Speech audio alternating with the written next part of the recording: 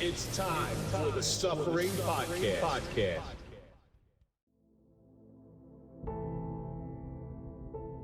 There are people who walk beside you without asking where you're going, only adjusting their pace when the ground gets uneven. They don't need explanations for your silences or applause for staying when it gets easier to leave. Their presence feels like weight on a rope, proof that if you slip, something is already holding. They see the version of you that limps behind the polished one you show the world, and they don't look away. When the night gets loud inside your head, they sit in the dark with you, not trying to fix the shadows. They remind you who you were before the damage learned your name. Time tests everyone by fire, pressure, and loss. Most disappear when the heat turns personal. The ones who remain carry pieces of your story as if it was their own skin. Long after the noises fade, they're still there, steady, unmoving, and real. I'm Kevin Donaldson, always here with Mike Felice, and welcome to the Suffering Podcast. If you're a fan of overcoming adversity and overcoming suffering, then we're for you because that's what we do here, and that's the stories that we highlight. So do me a favor, hit that like button, subscribe to the channel, please comment, ring the bell so you can get notified of all of our new content, and now you can join. And of course, follow us on all social media so you can find out what we're up to when we're up to it. All right. First time in 2026, I have one of my best friends in the entire world, and that's Bobby Crudell, and we're going to talk about little list that we came up with. It's called the 10 Commandments of Friendship. I think it's real important. Bobby, as always, thank you so much. You're welcome. Don't talk too much tonight. Okay? I'll try not to. You try not to. Before we get into anything, let's throw a big shout out to our marquee sponsor. That's Toyota of Hackensack. We don't trust anybody as police, and we certainly don't trust anybody as podcasters, but we do trust the guys over at Toyota Hackensack. So if you're looking for a car, go to toyotahackensack.com. And then when you're done looking for a car, go to the Suffering Podcast. Get yourself some Dented Ace coffee, which I have a whole bag for Bobby tonight. And it's really good coffee, and it goes to a worthy cause, which all the proceeds go to Dental Development Project to help first responders, veterans, and their families recover from dents caused by suffering. So, Bobby, tonight's social media question. You ready for this one? Because this one hits you the hardest, because you said something to me on episode 65 and 66 that I've never forgot, and I've used it constantly, where what you said was, we like to say that we don't care what people say about us, but we do. And I can hear those words ringing in your head. So, snide remark 12, which is perfect for this, it says, how do you deal with negative comments directed towards you? Bobby, you got a silver tongue, all right? And you say these things, and I'm sure you're not everybody's cup of tea. So how do you deal with those comments? Oh, well, it depends. Like, we're talking, if I'm going to catch feelings about, when people say negative things about me, it's going to be from somebody who I'm close to. Someone that I care about, or somebody that I have a connection to, right? I wouldn't expect that from them. If we're talking regular banter, everything I say, I really don't, I'm not really being malicious. I'm not trying to hurt your feelings. It's just the way I talk. However, there have been a few recent, I want to say, situations where I didn't realize, I guess I trusted too much. Try not to. I have this saying I do now. I go, I'm not here to make friends. Like, I got all my friends. I don't need new ones. However, sometimes one sneaks in, and you think that you have a relationship with them, and, you want to be that trusting person, especially at this point in life. But at any point in life, people can dupe you. And then you got to check yourself. So I usually just ignore it. If you're not who I thought you were, that switch goes off, and it don't go back on. I think if it's somebody that I care about and someone that I have a relationship with, I'll talk about it. A lot of times with those negative comments, again, you got to consider the source. Somebody, and I get a lot of them on social media when I do these shows and stuff, people, fuck the police and stuff like that. And those things don't bother me because they're judging me from a 45-second clip. Somebody who knows me really well gives me a negative comment, and you've done it to me. I'm going to tell you right now, you've given me negative comments about myself, about you make fun of my whatever it may be, and they hold weight, right? So there are certain things you say where I know it's purely busting my balls, but then there's other things that you say where I sit and I ingest it, and I might get pissed, but I'll ingest it, and I'll be like, you know what? They're right, and one of the big things about negative comments is it makes you take a look at yourself, something that you can't see, a blind spot that you might have, and you might be able to just fill in that hole that's been there a while. So negative comments, to me, they're not always a bad thing. Sometimes they're just people trying to get a rise out of you. Other times they really make less it of an attack and more of a constructive negative comment. Like, I think in a real friendship, especially with you and I know at times I said something to you that, I meant, and I was like, he's going to be pissed about it. But then you calculate it, navigate through it. And there's been times when you said to me, "Nah, you're wrong," or "I'm going to do it anyway," whatever, and I expect that from you because you're headstrong, but you're also really smart. Same thing for me. If someone gives me constructive, negative criticism, like, whatever, it might be a little shock, But it's also something you care about. Like if somebody, you're maybe coaching, I need to change. You're coaching, the way you coach your defense, okay? You see a lot of different stuff. You got a lot of experience with, but if I came to you and say, "Hey, Bob, you're fucking up here, man. You're doing something wrong over here." You're going to, again, my level of expertise on football is not at your level, but at the same time, I might see something, and I'm not doing it to hurt your feelings. No. My negative comment to you would be to try to make you better. You did this on a video that I recently put up. I did a parody song called "Eat a Bag of Dicks." Oh, yeah, and I fucking said, this is just so bad. Like, whatever I said to you, and I meant it, but, like, it was funny. But it's, like, something that, like, so I look at you differently than I look at myself. So I'm the bag of dicks guy. Like, you know what I mean? I am. I mean, it's like I can, people are like, "It's Bobby." Yeah, of course it's a bag of dicks. It's this, it's that. But Kevin Donaldson, like, that's a stretch, like, in my mind. And when you did that, I was like, yo, this is totally, like, he's fucked up. You are. But that's out, like, way out. And I'm thinking about all the stuff you're doing, and I'm thinking about it for you. Like, I'm like, I don't know if this is going to be a good look for him. So that's where that came from, out of concern. Not because I was like, what are you, an asshole? Bag of dicks? I know inside I was like, bag of dicks, It's you rubbing off on me. But it's like when my kids walk down the stairs and I'm like, my back hurts or something, and my oldest will go, "Whiny little bitches." Yeah. It's just because they listen. Unfortunately, they listen to you. And you know what the funny part is? That whole whiny little bitches thing, I can't stand it. Like, I know it's like my moniker or whatever, but I every time I hear it, I go, "Oh, why did I say that? I could have said something else, But hey, listen, it stuck. Yeah, it did. It's a good. I think you should ride that one all the way out. Well, let's not start talking about riding things. I keep winking at Andrew, and I think he's uncomfortable. He's uncomfortable? He's uncomfortable. I was just talking about you to somebody on the way up here. My ears are ringing. Your ears were ringing because I said, I've seen Bobby break people's balls who they care about, all right? And it's rough. It can get rough. But I've also seen you do it to somebody who you really don't like, and it's fucking brutal. Yeah, that's always been a trademark of mine, and sometimes I feel bad about it afterwards. I actually feel bad. I'm a reactional guy, so I'll react, and I'll do something, even to my friends, and then I'll have to backtrack. It's always been a flaw, and I'm like, now I got to apologize. I hate apologizing. But that leads us right into the topic tonight. So Snide Remark 12, thank you for sending that question in. That's a great question because I think it's something with the advent of social media that we all deal with from time to time. But keep sending your questions in, and we'll try to get them on the air. But that last comment kind of leads us into where we're going. Friends to me, I don't have many of them. I don't. We all want more friends, but I don't have many friends. So there's certain benchmarks that I keep for friendship, and you live within them. I'm a religious guy. I'm a religious guy. I follow the 10 Commandments to the best of my ability. I fall short on them sometimes. So I said, you know what? There is also that canonization, what a friend is to me. So I came up with 10 Commandments for friendship. All right. I sent them to you, but I want to read them off so everybody, and we're going to go through them one by one. So commandment number 1, thou shalt be loyal.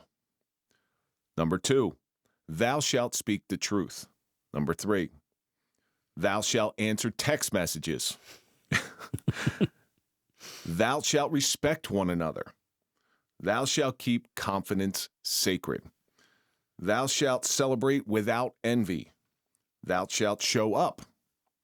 Thou shalt show up for battle. That's Mike DePalma. Yeah. Thou shalt not be transactional. And finally, thou shalt choose effort over ego. So they're the 10 commandments that I hold dear, and some of them in there are very, very personal to me.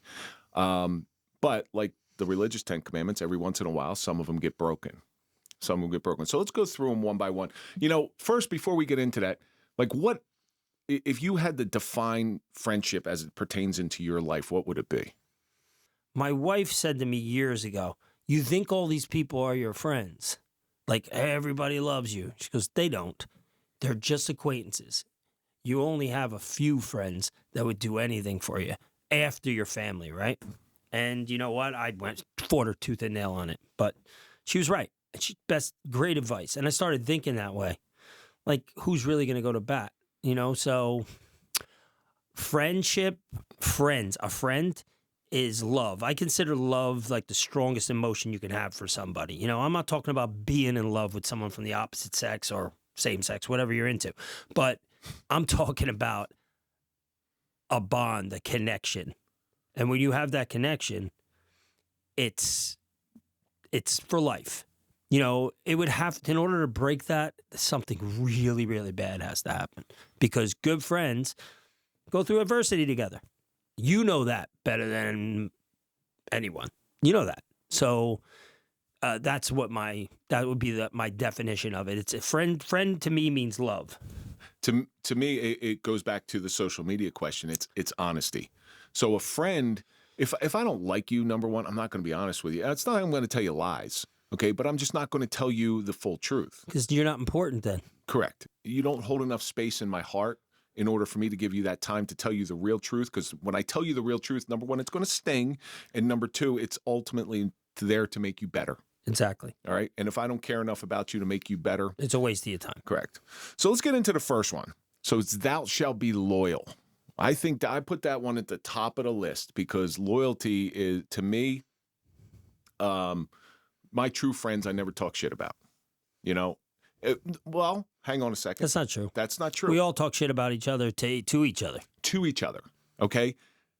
There's nothing I would say about you behind your back that I wouldn't say to your face. And I've said that since I was 17 years old. It's a fact. Like, if I'm talking about you, I don't want it to go back to you and them say, oh, you know what Bobby said? Bobby said this and that. Yeah, I know exactly what he said. And you could say, yeah, I know. He says it to me all the fucking time. But so if I'm going to talk shit about you, yes, I will say it to your face. I will say it to De Palma, all right, because he's in that circle.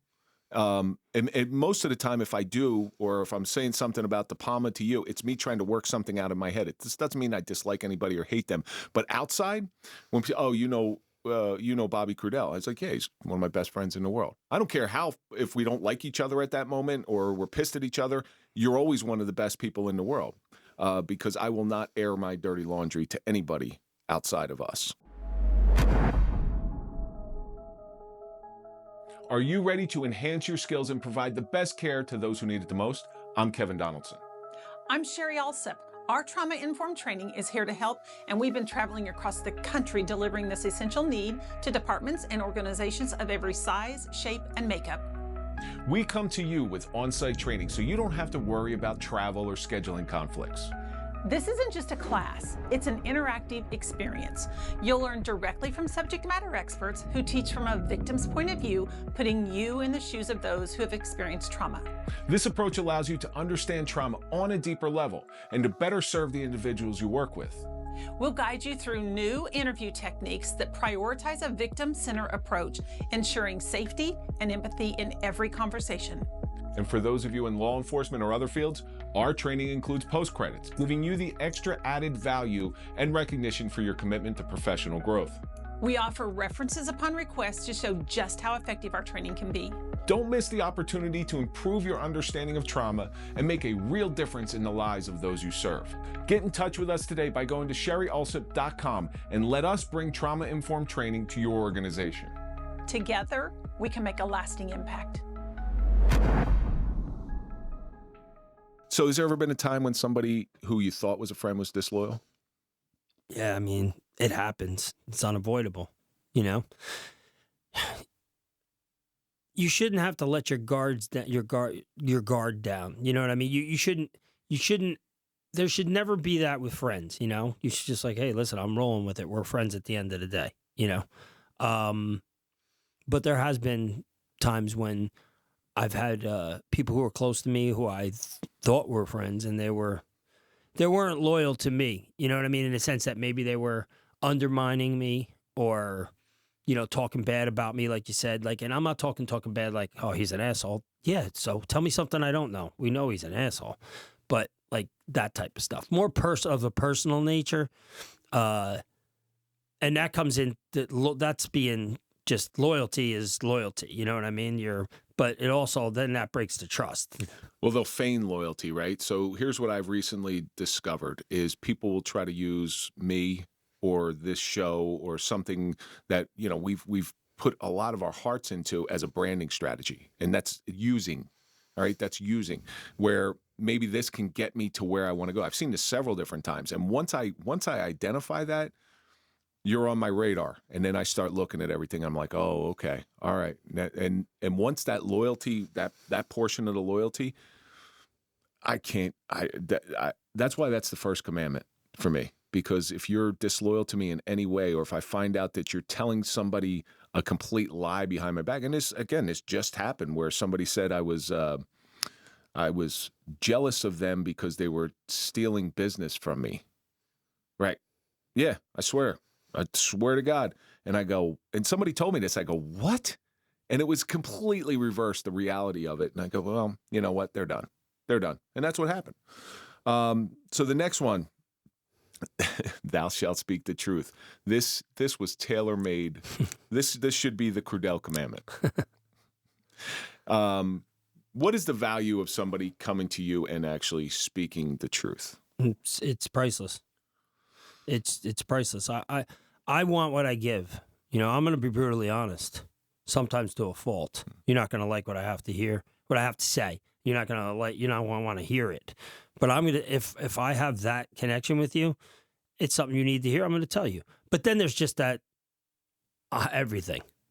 It's the stuff that like doesn't even have to be said, you know? I think that's the cardinal mistake of most bosses in the police world. Okay. The most bosses in the police world surround themselves with yes men. Mm-hmm. Okay. And what happens? They get themselves in trouble because everybody's telling them yes all the time, when they need one person around them, not in front of everybody. You know, you don't need to tell me the truth in front of everybody on display. But in private, you be like, no, dude, you're doing it wrong, man. You're fucking up. This is not the right way to do things. Mm-hmm.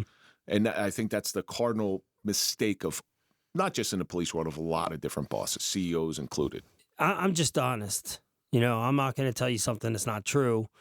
And I'm not going to tell you you're doing a good job when you're not doing a good job. I'm going to tell you you stink. Like, you know, same thing with coaching football. You know, hey, listen, you want to be this. You can't be this. You can't. You could be this. We just did this. I just had one of my truly good friends. He's an awesome football coach. He's like, oh, I don't want to play football anymore. I've been standing on the sidelines because you stink. You could be really good at this position, but you refuse to play it. You're not being honest with yourself. So how can I'm being honest with you? Go home. What's the difference? Standing on the sidelines or being in a game? What do you want more? And that holds true in your job. It holds true in every facet of life. Like, you have to be honest with yourself. If you can't be honest with yourself first, then you can't tell the truth to anybody else. Well, when you speak truth, you have to be unafraid of how, and this is the reaction. This is the mistake I made with Mike, right? I was never fully honest with the guy, even when I saw what I saw. And I'll never, ever make that mistake again. But you see it with celebrities, right? Everybody's yes men to them. You see it with Michael Jackson. Michael Jackson's a perfect example, and we could say this because he's dead. Everybody around him said yes. Nobody ever told him no. He said, dude, you're fucking hanging out with a chimp. You're turning your skin white. What are you doing? Nobody ever told him that. Everybody said, no, Michael, you're great. You're perfect. Well, that's the whole cash cow thing, too. You're not going to bite the hand that feeds you until, like, nobody recognized that the hand's dead now. So what do you get now? Nothing. You're off the payroll. And that money is the root of all evil a lot of times. But that's down there in transactional. But, you know, right. when it comes to it, that's a big thing with friendship that drives a wedge. Family too. money. Yeah, they'll reach out to you, and like if you hit the lottery tomorrow, all of a sudden they're all rolling in. Yeah. Nobody would ever know. You hit the big time, you become famous, whatever you're doing, you get a pro football contract to be a defensive coordinator for hopefully the Eagles, and they just picked up a guy from the Packers, but they don't need me. But you get that high level job. And I saw this with a guy I went to high school with, Greg Roman. He's an offensive coordinator of the Chargers. All right. Everybody knows Greg Roman. I'm like, yeah, I knew Greg Roman when. Well, do you still know him? I'm like, no, I messaged a guy like 15 years ago. He was talking to me back and forth on Facebook Messenger, but I can't say I know him. Yeah, exactly. Yeah. So the truth is something that, it's a hard pill to swallow, but like I said in the beginning, if I don't really care about you, I'm not telling you the truth. Not the full truth, because I don't want to hurt your feelings. I'm gonna use a name of somebody who. This is a positive thing though. Someone who's been on the show, Carl Ross. He's the most honest person, like that over longevity wise, like who I know. Like the guy is just built on the truth. He will not he won't do that. It's not in his DNA. He's going to tell you, well, like he's not going to let you down easy. He's going to tell you exactly what it is so you know exactly what you're dealing with. And I think I appreciate that more than anything. Like when I want an honest perspective, like, hey, like I can't tell you how many times he's gotten a text from me that, hey, I got to run something by you. And he calls me and I tell him, and he's like, he always gives me that truthful perspective, even if it's something that's gray, Well, I just did this with you. So I had a question about something that I was going back and forth in my head. Yeah, I remember. I was going back and forth with something, and I didn't know which direction. I gave good advice that time. You absolutely did. And I didn't make any sexual comments. No, you weren't. No, there was no You talk were on your about medication that day. Can I just go back to one thing real quick? It's in my head right now. When you were just saying before, and you're very religious, you're very spiritual. It's something I admire about you. It really is. I admire that you did this, and your routine is steadfast. There's Sundays is you're good. And I said to you, but the bag of dicks is. What do you think they're going to say? If the pastor's going to say, your "Oh, that's Christian a good friends," and you went, "Your Christian friends," and you, whatever the fuck I said, and you said to me, "What?" Like Jesus did you? She said something about Jesus, and I just was like, I can't even respond to that. Like whatever it was funny as hell, but it was something about Jesus and I said, dicks. I said, don't you think Jesus ever made dick jokes? Dick jokes. That's what it was, and I was like, it's not documented. It was funny as hell, dude. And I was actually laughing about it. About 4 hours later, I was driving somewhere and I started cracking up. And I said, I wish someone was with me right now to say, why are you laughing? Because he just told me that Jesus made. And now I'm thinking about Jesus talking about. Well, he's hanging around 12 guys in the desert, okay? Think about 12 of your friends hanging around. There's going to be a lot of inappropriate jokes being told. Yeah, probably. So, hey, listen, they got to go over behind a sand dune and take a shit or something. It happens. Because he was a man. So the next one's a real big one for me. And I always say that you can tell how important you are in somebody's life by how quickly a text is returned. Except it's De Palma, because De Palma, I'm not sure he knows how to work his phone. Thou shalt answer text messages. Listen, and I've said this to people. Listen, motherfucker, if I text you, you fucking text me back. Okay? Not 3 days later. That is not okay. And if it's an immediate text, I always try to get back to everybody. But if it's an immediate text, they will get a text back from me almost immediately. You're good like that. Yeah. I feel like if it's important, I don't do that thing where I text you and I just go, yo, and you're in the middle of something. I'll get back to him later, because if it's important, I'm going to be like, hey, it's important. When you get a minute, call me. You do the same thing with me, right? Yep. And then we discuss things. Well, same thing. Like De Palma's good with me. He gets back to me right away. But if he doesn't get I don't give him one of those, like, what the fuck? I'm not important. What am I on the pay no mind list? I love saying that to Richie Toro. I say it to him all the time. He's a busy fucking guy. Right. So like when I say it to him, he's like, yo, I'm coaching 17,000 sports here. I said, yeah, really good too. But no, he's a great coach actually. But like he's another one. He'll get back to you right away. But sometimes you just can't. Sometimes you don't. You're in an area where, depending on your whatever.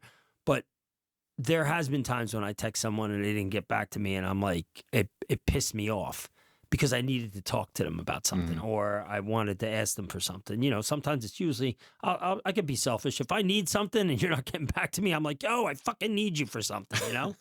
It's just the way it is. The text message answering thing, and it's a real big one for me because, like you said, again, if I'm just screwing around and I'm sending you something funny, I don't expect anything back. But if I need you, you better get back to me. Like that's just a given. Because I'm not reaching out to you. I'm reaching out to you because I don't have the answer. If I had the answer, I'd do it myself. Sure. So let's move on. Thou shalt respect one another. Okay. I know you have a family. I know you are your daughter and your 2 boys and your wife, and you think the world of them. So I understand. I respect your life. Especially during football season, you're a hard man to get to nail down and get in front of, and I understand that. But because I respect your life, and I know there's going to be certain times when you can't do certain things and when you can do certain things. But that's a respect thing. Okay, so if I didn't respect you, I would probably say, "Fuck Bobby. He can't fucking come in. Fuck him. Whatever." But I respect you have all these other things going on. And I think that's part of a mark of a good friend. Absolutely. Respect is in every facet of your life, and you can tell when you don't really respect something right away. It's just in your body language, how you act towards it, whatever. But when you're just specifically talking about friends, yeah, that's... If they're your friend and the definition that we've established what a friend is, you have to respect them. Unless you're just a train wreck and you don't respect yourself, and then you don't respect anything, and you just turn and you can see it, But that doesn't mean you don't still be friends with them. You're like, oh, this dude's out of control, but he's my friend. You know what I mean? But respect is everything. It's just as important as loyalty. It's just important as honesty, because it's a core value. We get taught that, from a young age. What would be a disrespect to you where you would say, I got to cut this one off? The battles we fight are hard and taxing on the soul. Fighting a battle that seems impossible to win. The stressful calls that give us wounds that cannot be seen. These moments leave scars. They leave dents. Sometimes we just need to sit and talk over coffee. Finding a moment of peace in the comfort of decompression with those whom you share difficulties. Sharing moments with those who are the only ones who understand. Our peace comes in the quiet moments we can share with our brothers and sisters. It's just a moment to sit, listen, and let it out. We may be dented, but we are not broken. The Suffering Podcasts. Dented Ace Coffee was created to bring the peace to the protectors. Dented Ace Coffee is a tribute to my brother Mike Falace and all the others who couldn't find their peace. 100% of the proceeds will go directly to Dented Development Project so that we can begin to repair the dents caused by suffering in veterans, first responders, and their families. The Suffering Podcast's Dented Ace Coffee. Get yours today by visiting thesufferingpodcast.com. I think when somebody lies to me, it drives a wedge in me that I just don't recover from. I mean, I have friends that I know that have lied to me, and I've been told, like, hey, listen, you could be scary or you're difficult sometimes. I didn't know if I should tell you that or whatever the case is. And I'm like, you can always tell it. It's when you lie to me that just, now I can't trust you, right? So the lying part, to trust, that's respect. That's like, you didn't respect me enough after all I've done for you. And I do a lot for my friends. I don't want nothing in return. I'm always there. Like, if you need me, I'll be there. And then you lie to me, it kind of says that you don't give a fuck about me, And if you're going to give me an excuse that you're scared of me, come on. Well, what am I going to do to you? Like, seriously, what am I going to do? Like, Well, throw you down the steps? You could. Hey, buddy. You could.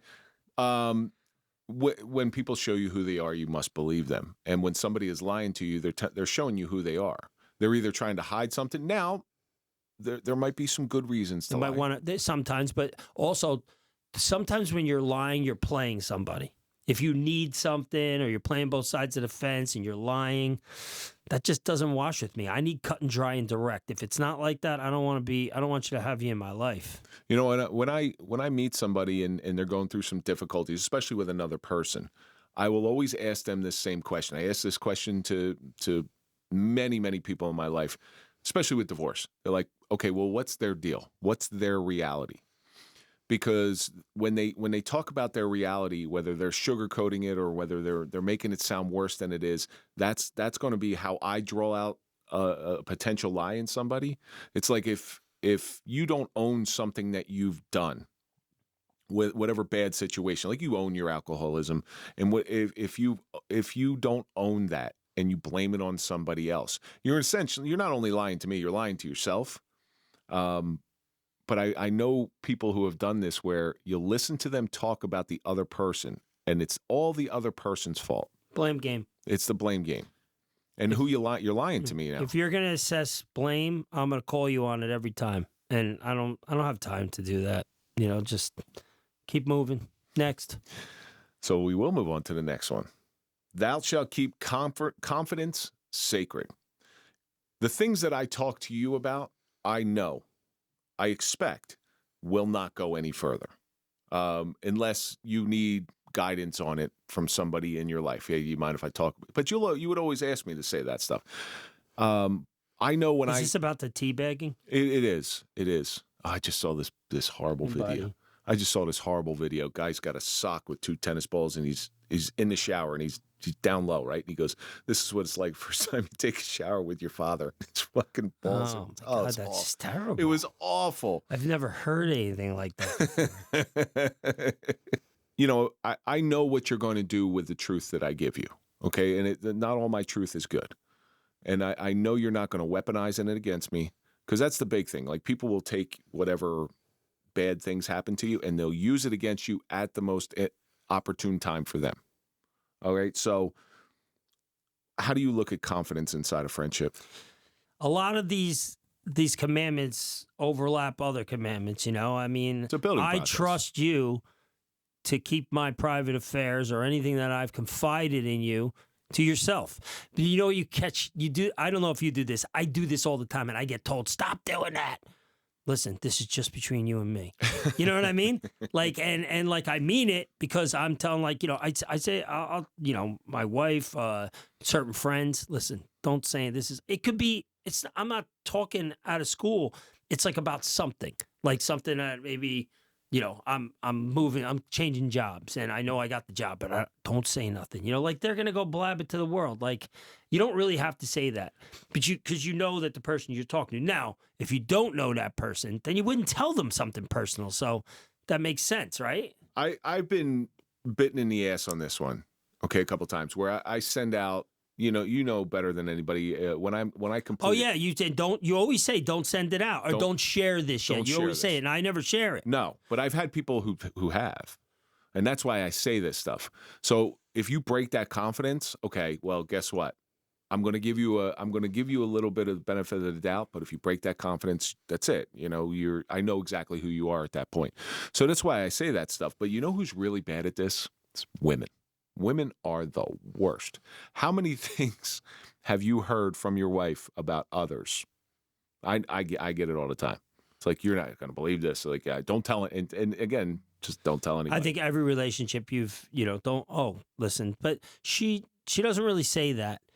Believe it or not, my wife is not the gossip person. Yeah. And she doesn't like, every now and then she'll be like, oh, and she'll say something to me like, did you hear? And I'll be like, the people you're going to tell me this about, I don't even give a fuck about. So why would I hear it? Like, I only hear what I want to hear. You haven't figured that out? Like, I don't listen to that shit. Like, that's one of the best things, like, about life. You could say anything you want about me. You could fucking say, drag my fucking name through the dirt. Seriously. I'll never give it energy. Ever. I've heard shit about me. I'll be like, really? That's awesome. Like, I won't feed into it, because when you feed into it, you give it life. Why would I be worried about something that's untrue? And even if it was fucking true, I don't give a fuck. Hey, that already happened. Old news, Go ahead. I say this to my wife a lot. I say, just stay out of it. She'll tell me something. I'll be like, just stay out of it. Just stay out of it. Because I've seen this go sideways. There was a guy I was working with cheating on his wife. Okay. And she found out because she was friends with the wife. And I got to tell her, I'm like, don't you dare. Don't do this. You don't want to step into that shit. You don't. Because here's what's going to happen. You're going to get blamed for it. If she believes you, okay, you just broke up a marriage. If she doesn't believe you, you just lost your friend. All right? So it's a no-win situation. Did you know? That's when it's okay to lie. Absolutely not. I had no fucking idea whatsoever. I don't pay attention to that shit. But I tell you what, I did go up to the guy and I said, dude, you're starting to cause heat in my house. Chill out. Because he was very cavalier about it. But if somebody tells, and again, doing this stuff and doing what I do, I'll get a lot of phone calls, and I do have to keep a lot of stuff in confidence. I might reach out to a higher medical authority and say, hey, what do you think about this? I'm just figuring out what to do. What do you think? I'm not a therapist. I'm just an idiot who's here to listen, but I got resources. Yeah. I just want to know what resource to give them to. So that's the only time I'll break that confidentiality. But I've also been called by police departments and say, I know this guy called you. I'm like, yeah, he called me. Yeah. What'd he say? I can't tell you that stuff. I don't remember. So, not that they're like close friends of me. So this is another one. Thou shalt celebrate without envy. This is a hard one. Yeah, it is a hard one. This is a real hard one. You see your friends and you want your friends to do well, but when they're getting an opportunity to think that you might be well suited for, you're like, what the fuck, man? What the fuck? Yeah, I could see that. I find that to be a little shallow too. Like, and I'm trying to pride myself on not to be shallow. I'm not saying that I didn't ever be like, oh, I wish that was me, whatever. But for the most part, maybe a little envious and then happy. Like, I'm happy. Like, you're here's, for instance, I walked into your house years ago. I think I had to take my shoes off and wear a kimono, right? You made me wear that, and I had to look like a Japanese. Everybody remembers taking their shoes off in my house. Shoes off. And she's upstairs. It's okay. Okay. I didn't know anybody. I came down into the thing. I'm like, yo, I'm getting raped. But wasn't that smile bad? On my face. Hey, look at this. It wasn't as bad as you thought it was going to be. Hey, buddy. Anyway, we did that, and now we're here, and now you're.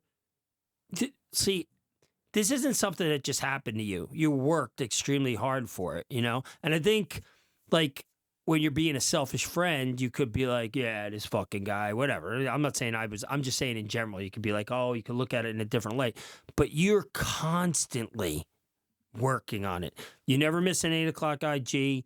You never miss a show. You never miss any opportunity to do what your goal is. You have your goals and you do them. So you earn this. So when I see you gonna possibly be on a TV or on a show or something, I'm like, look where this went. This went from him talking about addiction, and it was just audio, to a podcast, to writing a book, to writing another book, to doing this, to working with this doctor, to working with that doctor, helping out cops. Because your whole message is, I'm here for you. You know what I mean? Let's see how far we can take suffering to make you like this and not down here, right? We want to come back up here with the suffering. That's what suffering's for, right? To make us better. And you're doing it, and it's turning into something good for you. I'm happy for you. I have no interest in that either. It's like I don't want to be on a TV show. I don't want to do stuff like that. You know what I mean? I've given you that opportunity. You've given me shitloads of opportunity, and you've given me opportunity to. I could write a book. I could do all this shit, and I don't do it. Don't tell the wife. But like, you know, but seriously, like I envy you in a good way. Like I'm like, wow, because you got gumption and that type of drive. I'm like, that's how I am with football.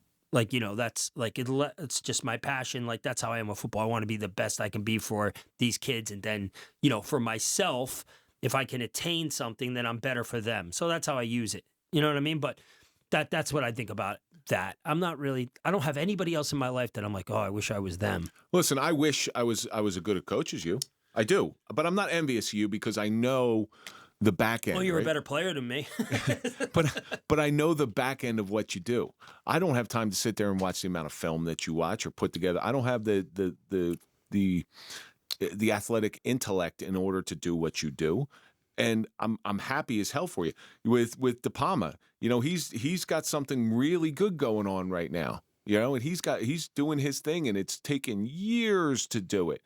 He continually gets hit in the ass with it, but nevertheless, hitting the ass with all these back things. But I feel I'm proud to call these people. I'm like, look at what this guy's done.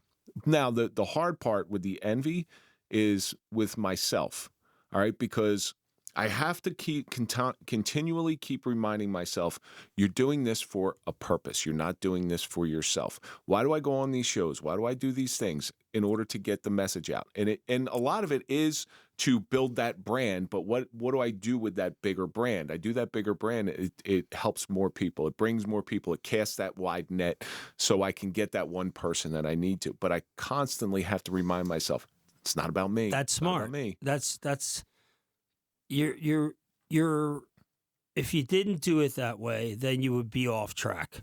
You know, you're on track. You got to constantly remind yourself that, hey, listen, this is about exactly how it started. That's where I am now, but things are branching out for you personally. Okay, that's because of the hard work you put in for everybody else. So you're still staying true to yourself, and that's the key. If you stay true to yourself the whole way, you fucking become a billionaire. You're still true to yourself.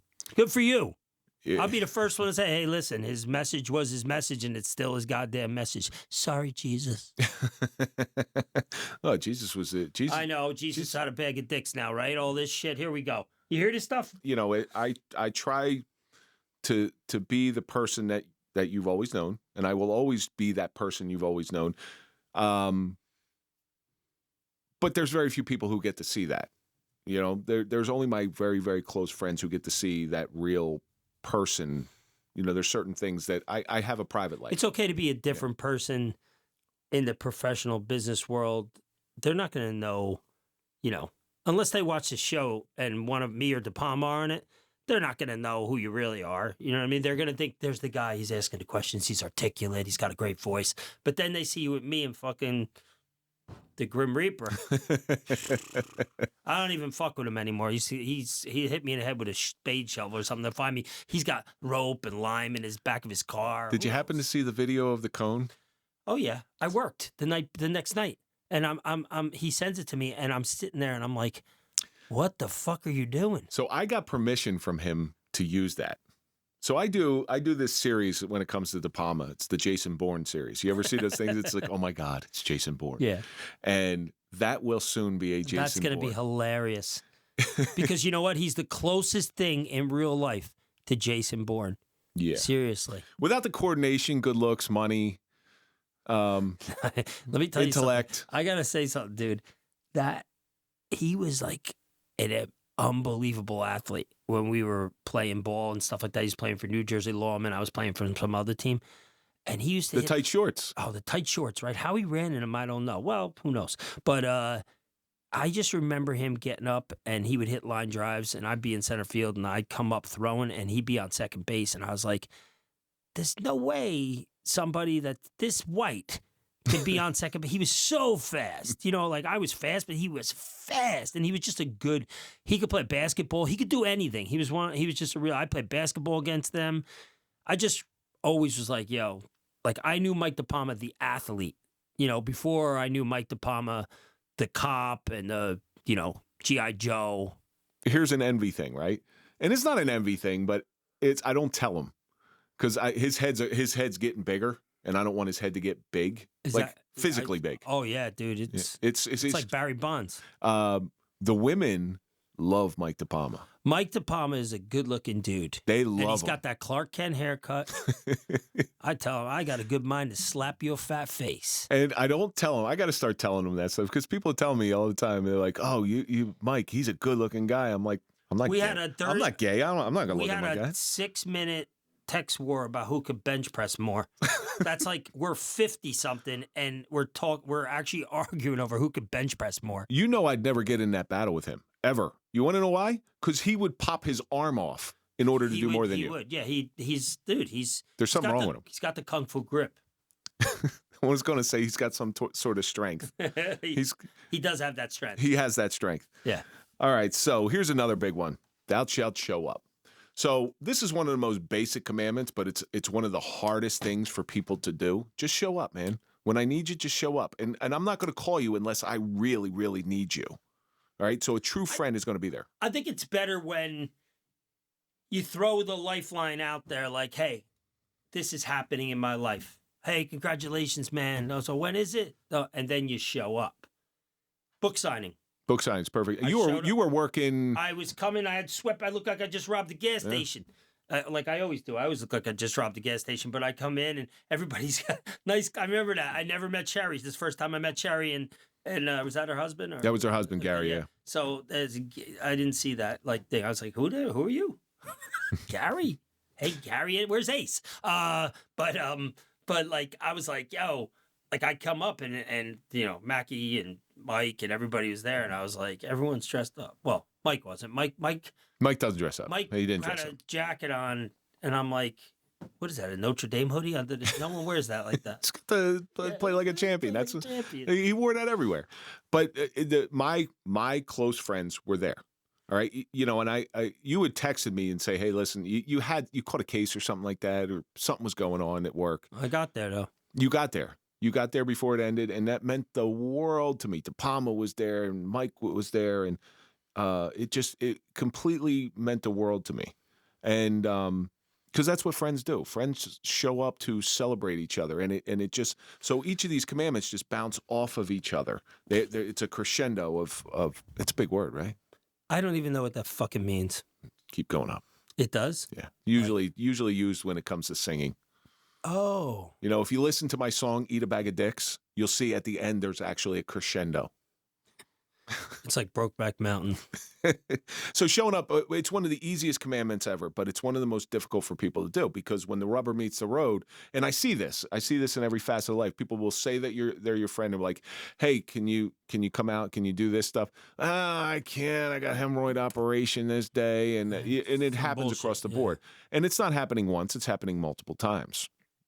So think about the people in your life who you really, really care about. When something big's going on, you will be there. You will make it happen. Yeah, and it's a lot of times it doesn't have to be about just showing up physically, showing up mentally, showing up for your friend when maybe things aren't going so good. They want to talk to you about something. You're super busy. You take that 5 minutes out just to have that conversation with them. There's all different forms of showing up. It doesn't have to be I came to this event. I think that's important. Access. Yeah. Showing up is access. I just did this with a friend of mine. He's got some medical issues, and I called him up and random. Like I had him on my mind. I was like, hey, listen, man, I'm just thinking about you. I hope you're convalescing okay. I hope you're doing all right. I don't expect to hear back from you. Just want to let you know I'm thinking about you. And hopefully that's enough to lift their spirits a little bit, to give them a little bit extra. That's showing up for people. People take more pride and they feel better about those type of little instances, those little subtle things than they do the big things because it's the right time, right place, right time, right message, whatever. I always try to help people that way. I like to tell people something that maybe they don't hear every day. You know what I mean? And I mean it. Like, and I'm not talking about, eat my ass, something like that. I'm talking about like, you look really nice today, or dude, like just something that's positive, just because I feel like people need to be lifted up. You never know what's going on in anybody's life. I might have just stopped the guy from going on a murdering spree. Who knows? All right. The Right. next one, unfortunately, Mike DePalma couldn't make it tonight because I wanted him in here because this one is actually for him. Thou shalt show up for battle. That motherfucker there. If I had to call him at 2 a.m, I know he'd drive over in his bald car and his beat up, dented car, and he would do what I need to do. And I try to be there for him. I wish I could be there in the same capacity that he is there for me. Yeah. But thou shalt show for battle. So there's many different ways.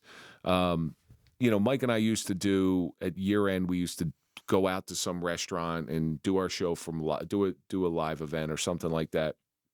And you saw the people who really meant something. They would show up. And it meant the world to me when that stuff would happen. But we should do that actually, because we'd have people. If you say I'm going to be there, you'll have more people come just because they want to like say something fucked up to me. Yeah, These people are like, it's like a dunking booth for Bobby Crudell, Yeah. except there's he's no gonna water. be here. You can fucking say whatever you want to him. Abuse Crudell. Yeah, exactly. Like I'm a pinata or something like that. But you got to give it back to him. oh, I give it back. You would have to give it back to him There's because I think that's what they're showing physically up. on every single person that I can tear apart, and as soon as they start speaking, it's like I just decipher, dissect. Okay, gotcha. That's it. We're going to have that one night. Bust Bobby's balls one night. Yeah, See how good you are. come on down. Practice your chops. Yeah, exactly. Oh, I'd kill it. I'd love to have that. Film the whole thing. I'd just sit back. It'd be the one time during a show I'd just sit back and just go. Go for it, man. Do it. I don't think there's anybody in the world that can show up. That would be a battle. I don't think there's anybody in the world that can show up and match. Some people might say something, then run out, not give me a chance to. Well, that's not fair. That's not fair. No, you do it. You each got like 3 minutes or 5 minutes or something.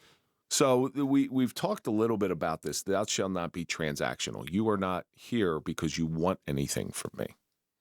Okay, that's a big deal. I am not a branding strategy, as I said before.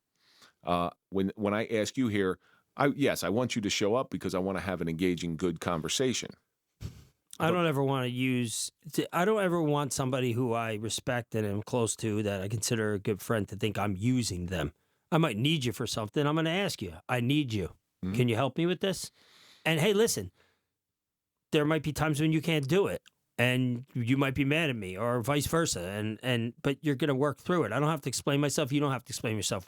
We know each other, so it's like, okay, back to normal. Yeah, but I don't help you with whatever you need, and you don't help me and expect it. Okay, well, I'm going to put that one in my pocket, and I'm going to pull it out when I need to. He owes me. He owes me, yeah. Like everybody, a lot of people have come to me and say, why aren't you doing the podcast? Why aren't you a regular, And I'm like, I could be. I said, it's been offered to me. Not that that's anybody's business, but I said, it doesn't fit into my regular life. I'd like to do it.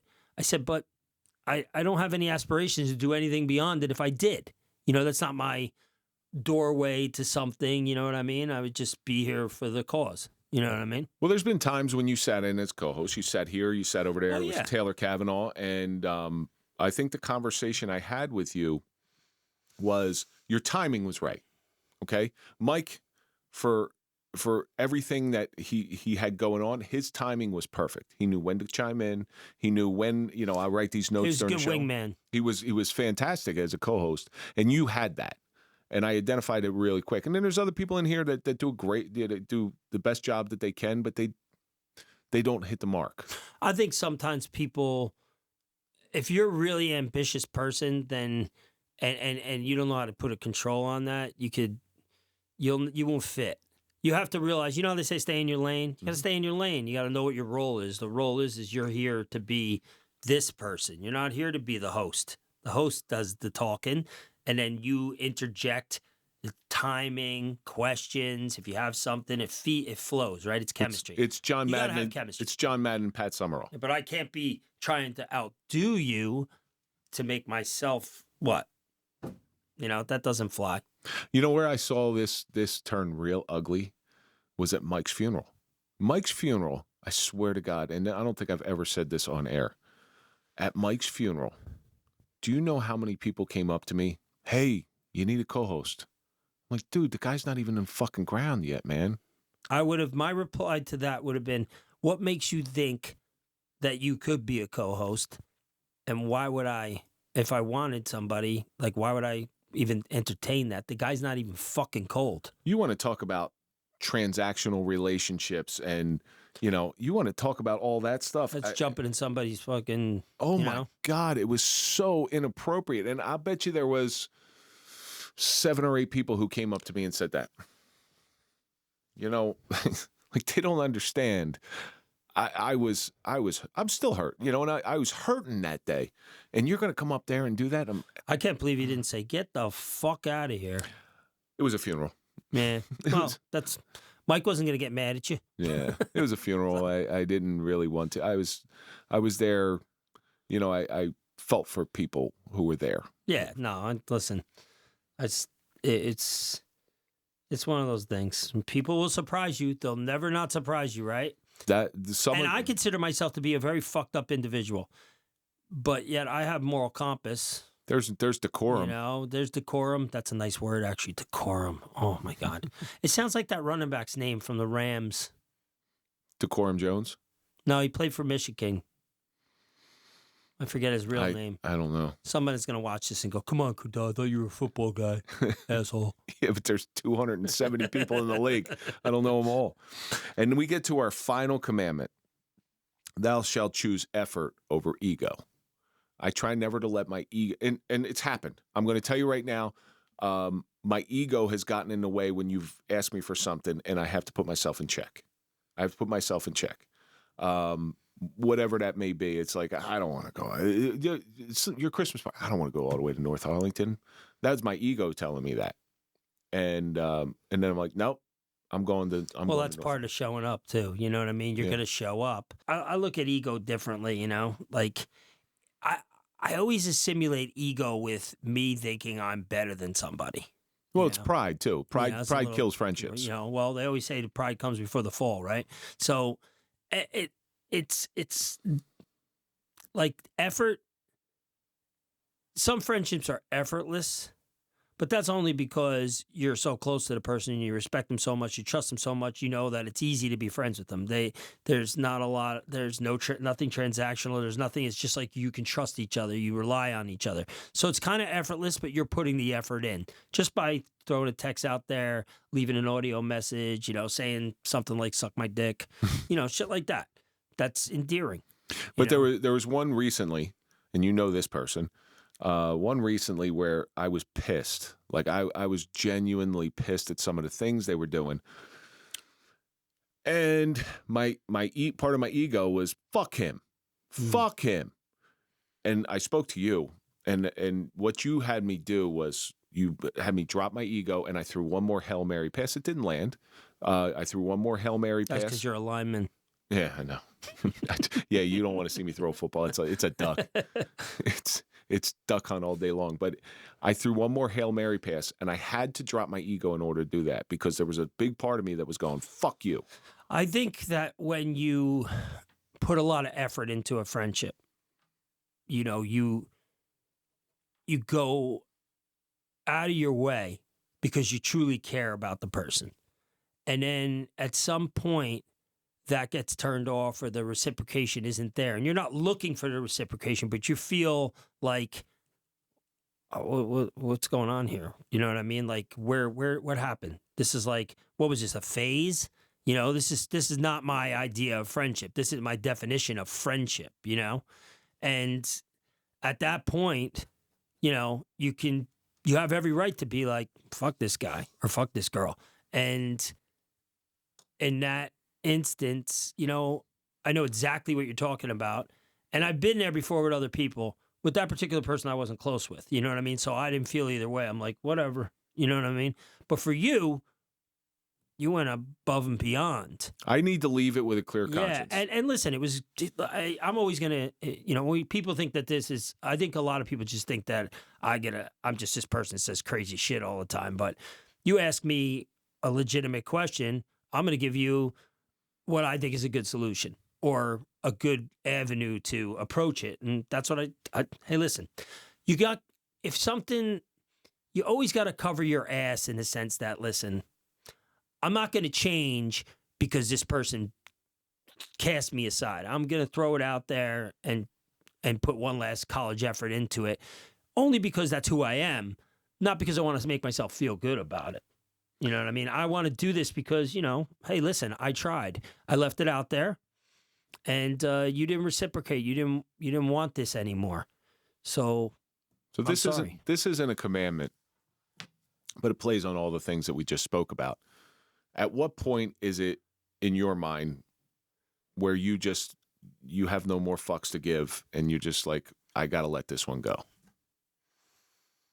You would have to test my patience because I'm a big, and my wife can attest to this, I'm a big, fuck this, I'm done. I'm done. Then I'm not done. And she'll call me out on it. And she'll be like, yo, your light switch is very flexible. It doesn't click on and off, and she's right. That's good. Because I always try to see the good in people. Remember they ask that question all the time? Do you think all people are bad or all people are? I always try to see the good in people. There's good in everyone, somewhere in there. And I try to, in friendships that don't go well or people that I get close to don't go well, it's not a lot, but it's happened. I tend to constantly give them, the second chance goes 4 or 5 times. It's like I keep extending the rope. I don't want you to drown, but I feel I beat myself up over, am I doing something wrong here? And you would think with all my clarity, because I'm so focused now, because I'm not on booze anymore, and it's been years and years, that I would be like, psh. But some people, they can lie to me, and we just talked about it, and I still, I'm trying to save them or something. But I think everyone has a breaking point. So I think if you look back on these 10 commandments, and people are consistently breaking them, one after the other, there's redemption in everything, but one after the other gets broken, you have to reevaluate, is that person a real friend? For me, when it's time to let go is when, I see somebody drowning, I will always throw them life preservers. I will go out there. I will try to do whatever I can. I don't want to see anybody drown, but there comes a point where you're floundering with them and you're drowning alongside of them. You got to cut the cord. You got to cut the cord. And it's not because you don't love them. It's not because you hate them. Hate's got nothing to do with it. I don't want to be brought down. Think about it from this perspective. You got a sibling or a child who has a drug addiction. Yeah. Okay? How do you turn your back on that? It's virtually impossible. No matter how hard you try, you're on your own. I can't do this anymore. I've done everything I possibly could, and it just keeps coming back. You can't live with yourself because that's called your moral turpitude in the way you look at it as a family member. I could see friends at some point. It's that's when blood is thicker than water comes in. It's so difficult. It's even worse when it's a child. A sibling, it's my sister, my brother. I love them. But a child, that's the shit that really, your life's ruined. You've seen that in the police world, right? How many mothers and fathers don't tell their kids where they are because the kids are heroin addicts and they're stealing from them and all that sort. And then what that causes is divorce, the blaming each other. You're because of that addiction, that marriage is ruined. They can never forgive themselves, especially when they OD and they're dead now. Mm-hmm. Oh, they're in a better place. It was a disease and all that shit. It's what you're always going to think. It's even worse than suicide. It's worse than suicide, in my opinion, because it's preventable in a sense. Addiction's bad, but it's preventable in a sense. Suicide is sometimes when you're so mentally gone, you're just mentally gone. It don't matter, dude. You're going to take that nosedive and land in a dumpster. As long as you don't dive in the dumpster and stay in there with them, I think that's the key. Yeah. That's the key. So, listen, Bob, we're coming to the end. Where can our audience find you? Where do they find me? Instagram. Oh, Instagram. Do I gotta be your manager now? Yeah, but I don't know. It's been a while. I'm getting older. Where are we? Yeah. Bobby Crudell. That's what it is. It's Bobby.Crudell or some shit like that. Is it at Bobby Crudell? Yeah, you'll find him. Yeah, we'll put links to it. Yeah, you can do whatever you want. Yeah, I'll put. You get fucking DMs. You're an asshole. I hate you on that podcast. At Good. Fuckstick.com. I like negative stuff. I don't get enough of it. Sometimes I actually reply on these things, these political things, which I could give a fuck less about. But I go on it and I say something fucked up just to see, if I get something back. And even then, they don't say anything. No, they must look at my profile and go, "Fuck this guy. We don't want him coming to my house." You want to know why? Because they filter it. They whatever you say, or if they know who you are, they don't want to go toe to toe with you. They might poke the bear, but as soon as that bear wakes up, you're going to see. A lot of times, I don't even. I'm like, I just want to see if I get something. All right, so you heard that. When you're listening to this and you find Bobby on Instagram, flood everything with negative comments, and let's see. You want to go toe to toe with Bobby Crudell? I challenge you. I don't think it's a wise move, but I challenge you. Oh, I know who's going to send me a message already. I know the guy from Carlstadt. I know it already. Guy from Carlstadt, the power washing dude. Oh, Matt. He Batunas. loves to just try and dude. I don't want to be friends with you. It's like, come on. He's a good dude. Come on. He might be a nice guy. I just don't want to be friends with him. I got one friend from Carlstadt already. I don't have another friend. I only have one in each town. So we're coming to the end of this thing here, and in friendship is never easy. It's never a linear process where you're constantly climbing. There's ups and downs and stuff in there, and there's some suffering that's involved with having close friends because you truly care about them. So throughout your life, throughout this, you're older than me, so you've had more life than me. Thanks for pointing that out. I've got to point it out. Jerk off. I got to point it out because you always make fun of my wrinkles. Roadmap on your fucking head. What are you talking about? And I'm getting wrinkles under my eyes. It's just not a good thing. Bro, you look like a mastiff. It's great. Go ahead. Thou shalt be truthful. Why not? There you go. So what do you think the suffering of friendship has taught you? It's taught me that friendship is right up there with the most valuable things you could have in your life. Like, you really need close friends. People always say, I don't need any friends. That's bullshit. You're lying. You're lying to yourself. If you have a close friends, a group, an inner circle that you can trust and rely on, that makes a huge difference. You know what I mean? It just does. In my life, the people who I'm close with, if I didn't have them in my life, I don't know how life would be.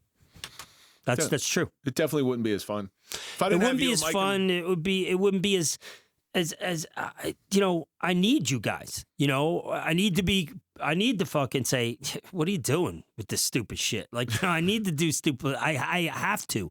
I need to be challenged. I like to be challenged. I need that. I need somebody that I can call, like Carl Ross, that I could just text and he's boom, and the guy's got all kinds of shit going on, but he gets back to me immediately. And I need that relationship. I need the Palmer fucking saying, I'm gonna snap. I need that. So I need Corey. Corey's up there in fucking Minneapolis. Yeah, I haven't seen hide nor hair of Corey. And I need to have a friendship with him. Like, he's my guy, so I need to be worried about him. You know what I mean? Like, it makes me feel alive. Now, I love doing this show, okay? It is one of the greatest joys in my life.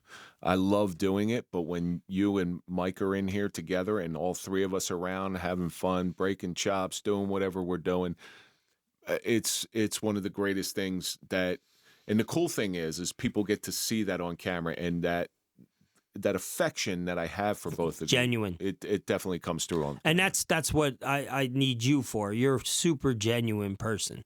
So, even if I disagree with you or fucking whatever, I always, look forward to your genuine perspective. It's something I need, and people that don't have that, I'm just lucky in that respect. I mean, I'd like to hit the lottery still.